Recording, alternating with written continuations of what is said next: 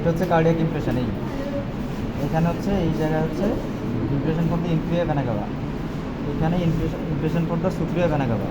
এই হাইলামের উপর দিয়ে এইভাবে থাকবে হচ্ছে ইমপ্রেশন ফর জাইগাস ভেইন, আর এখানে সামটাইমস পালমোনারি ট্রাঙ্কের ইমপ্রেশন থাকে, বুঝছো? এই আর এইদিকে এই যে ট্রাকিয়াল ইমপ্রেশন দেখা যেতে পারে, এখানে ট্রাকিয়াল ইমপ্রেশন, এইগুলো ইমপ্রেশন বোঝা গেছে?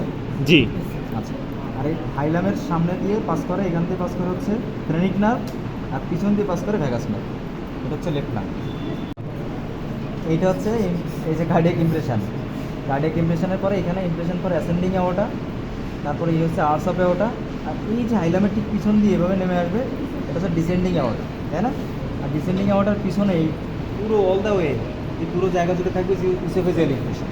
আর ইসোফেগাসের সাথে আরেকটা জিনিস থাকে, ইসোফেগাসের ঠিক লেফট বর্ডার বরাবর থাকে, সেটা হচ্ছে থোরাসিক টাক, ঠিক আছে? লেফট না রাইট মনে হয় সম্ভব। আর এই যে আর্টসের এখান থেকে আমরা এই যে লেফট সাবক্লেভিয়ান ভেনের একটা ইমপ্রেশন পাবো, এগুলো, আচ্ছা, এইগুলো যে